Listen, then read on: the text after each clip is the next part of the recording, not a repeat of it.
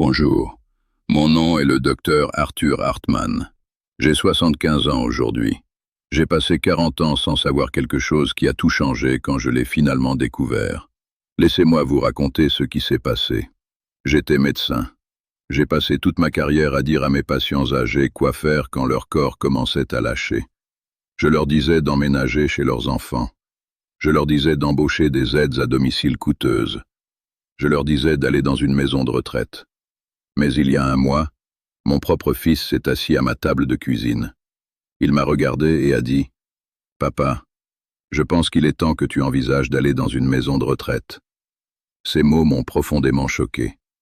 Pour moi, cela ressemblait à la fin absolue de ma vie. Mais je suis ici aujourd'hui, assis dans ma propre maison. Je vis confortablement avec seulement 500 $ par mois. Je ne suis pas en maison de retraite.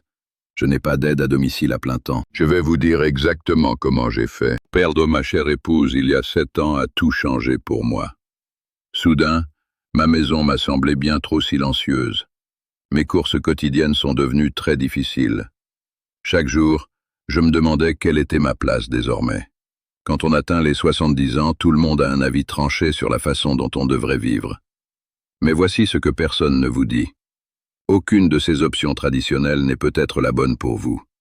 Laissez-moi vous expliquer ce qui s'est passé quand j'ai essayé les 3 options. Pendant des mois après le décès de ma femme, j'ai vécu totalement seul. Au début, c'était gérable. Je pouvais préparer mes repas et conduire ma voiture. Mais lentement, mon corps a changé. Mon épaule a commencé à me faire souffrir constamment. Je descendais mes escaliers et mes jambes vacillaient. Ouvrir des bocaux est devenu un défi immense. Porter les courses me laissait complètement essoufflé. Puis un soir, j'ai glissé dans ma salle de bain. Ce n'était rien de grave, mais j'ai eu peur. Cette nuit-là, allongé dans mon lit, j'ai pensé à ce qui se passerait si je tombais lourdement. Alors j'ai appelé mon fils, David. Je lui ai demandé si je pouvais vivre avec sa famille pendant un certain temps. Il n'a pas hésité. Il m'a dit que j'aurais dû demander plus tôt. Sa femme m'a accueilli à bras ouverts. Mes jeunes petits-enfants m'ont serré dans leurs bras à la porte. Cette première semaine fut merveilleuse. Nous avions des dîners de famille animés. Je pensais que c'était exactement ce dont j'avais besoin. Mais ensuite, la dure réalité s'est installée. David et sa femme travaillaient tous les deux de très longues heures. Les enfants avaient l'école et le sport. Dès ma 2e semaine, je me suis retrouvé totalement seul dans leur maison la plupart des journées. C'était comme avant. Sauf que maintenant j'étais seul dans la maison de quelqu'un d'autre. Puis les petits conflits ont commencé. Il me demandait d'utiliser moins de sel pour ma tension artérielle. Il me demandait de baisser le son de ma télévision. Honnêtement, je comprenais qu'il n'était pas cruel. Mais chaque commentaire sonnait comme un rappel brutal. Je n'étais qu'un invité là-bas. Un soir, j'ai surpris ma belle-fille parler au téléphone.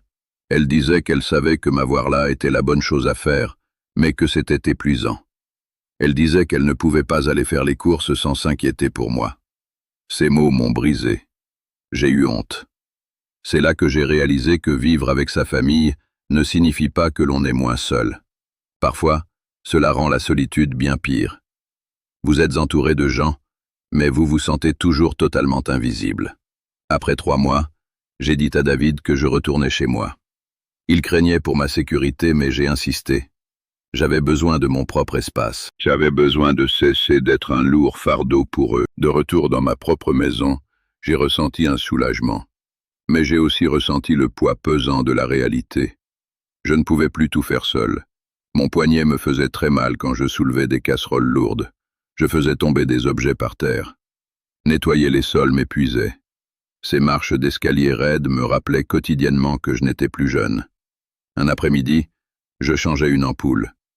Mes mains ont commencé à trembler violemment. L'ampoule a glissé et s'est brisée.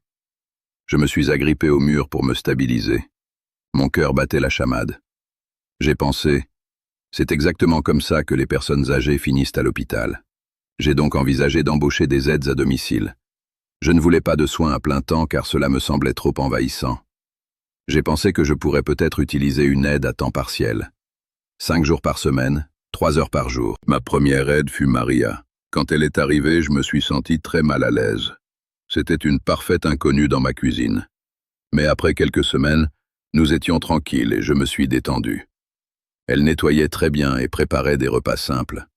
Pendant un court instant, j'ai cru que cela pourrait fonctionner. Puis les factures médicales sont arrivées. Même les soins à temps partiel me coûtaient 4 000 $ par mois. Mon chèque de sécurité sociale n'en couvrait que 2 200. Voir mon compte bancaire se vider mois après mois m'effrayait. Je ne pouvais pas tenir le coup. Et il y avait d'autres problèmes agaçants. J'aime nettoyer ma cuisine immédiatement après le petit déjeuner. Maria préférait le faire bien plus tard. Je me demandais pourquoi je devais m'adapter à la routine de quelqu'un d'autre dans ma propre maison. Puis, Maria est partie en raison d'une urgence familiale.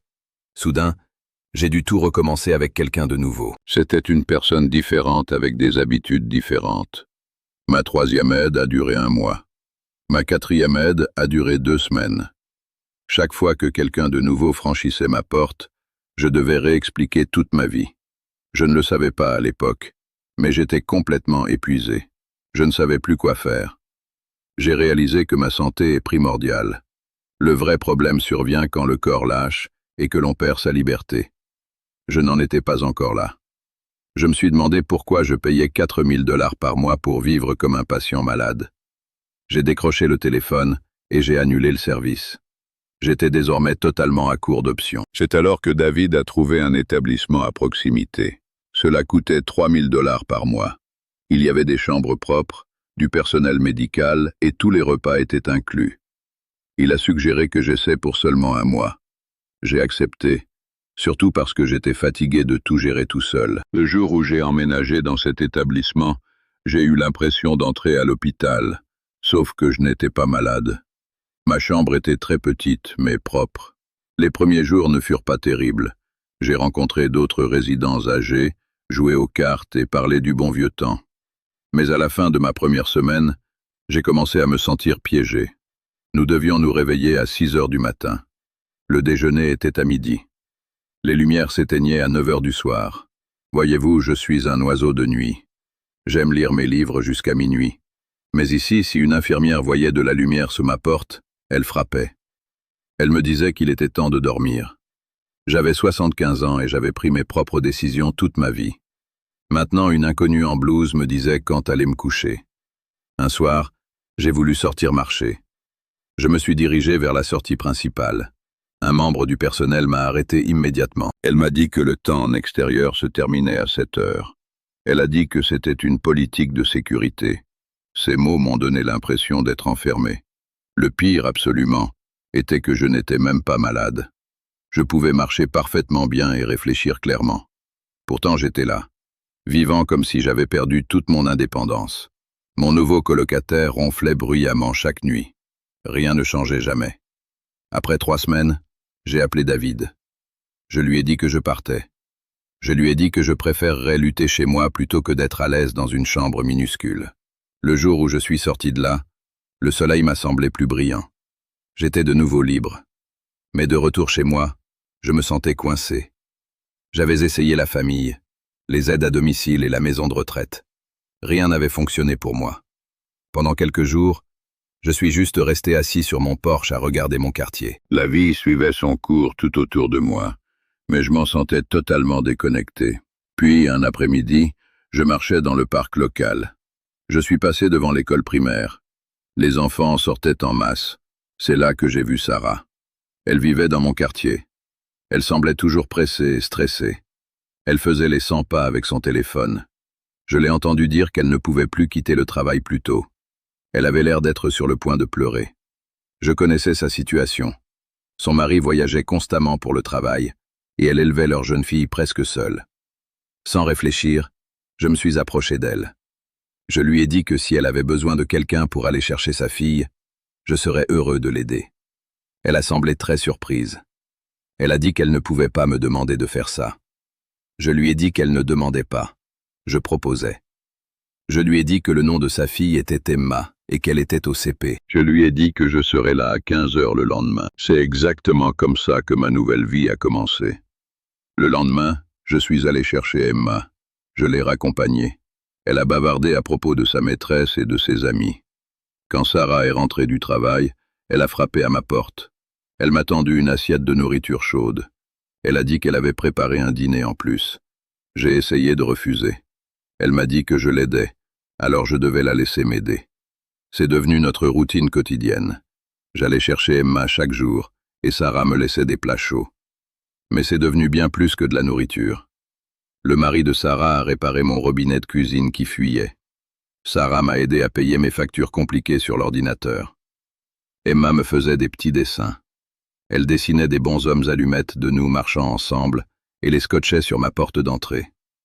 Un soir, Sarah m'a dit que j'avais changé leur vie. Elle a dit qu'elle se noyait avant que je n'arrive. Je lui ai souri. Je lui ai dit qu'elle avait changé la mienne aussi. Et voici ce que je ne comprenais pas alors. Savez-vous ce qui m'a le plus surpris? J'avais complètement oublié ce qu'on ressentait quand on a besoin de vous. C'était là la clé secrète. Je n'avais pas besoin que quelqu'un s'occupe de moi. J'avais besoin de compter encore pour le monde. Maintenant, laissez-moi être très clair avec vous. Je ne dis pas que tout le monde devrait faire exactement ce que j'ai fait. Votre corps peut être différent. Peut-être que vivre avec vos enfants fonctionne parfaitement pour vous. Il n'y a pas de réponse parfaite pour tout le monde.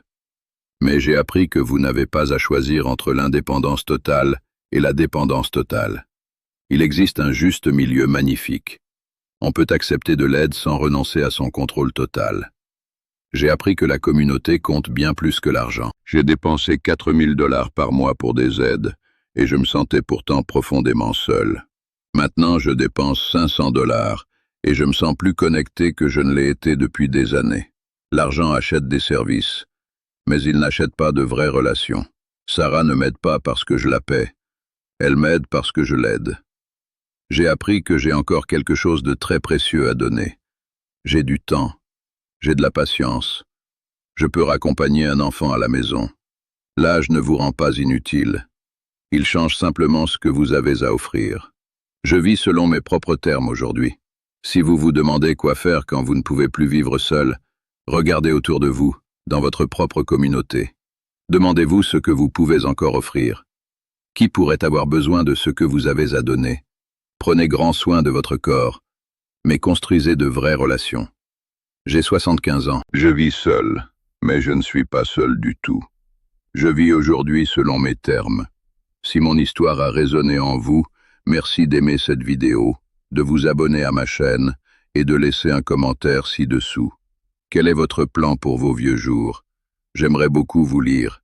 Merci de m'avoir regardé. Vos meilleures années ne sont jamais derrière vous.